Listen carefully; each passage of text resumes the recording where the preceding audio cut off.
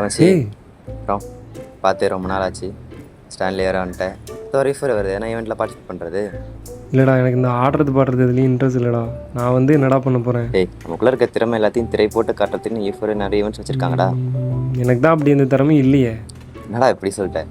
நம்ம எல்லாருக்குள்ளேயுமே ஏதோ ஒரு திறமை ஒளிஞ்சிட்டு தான்டா இருக்குது. இப்போ காட்டுறேன் வா. என்ன பண்ண? ட்ரான்சிஷன் அதெல்லாம் ஒன்றும் இல்லை, நடந்து தான் போகணும்.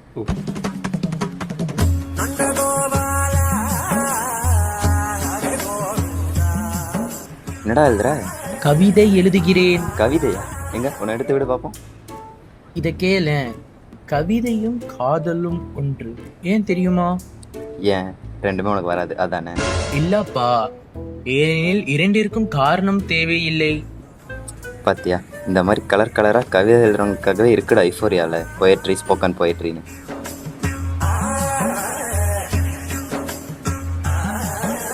Excuse me. டேய், யாரா அவன்? ஏதோ இன்டர்வியூ போகிற மாதிரி போயிட்டுருக்கான். அவனை பாறேன், கையில் லெட்டரோட. இந்த வருஷம் அவன் கொடுக்குற 20வது லெட்டர் இது.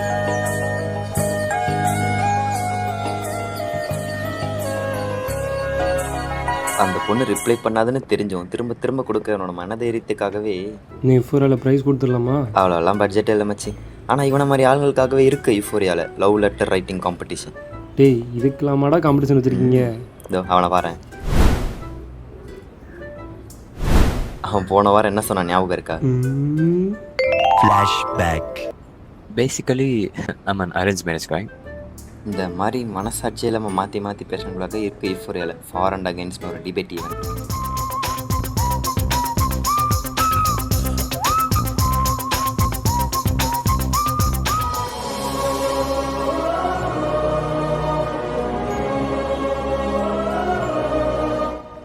என்னடா யோசிக்கிற?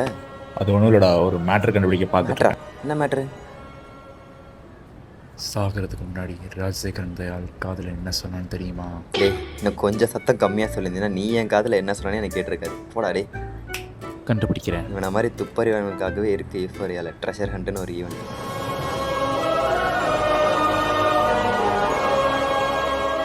அப்புறம் மச்சி, எதில் கலந்துக்கலாம் டிசைட் பண்ணியிருக்க? நான் எதுவும் மச்சி, ஒரு பேப்பர் பென் இருக்கு.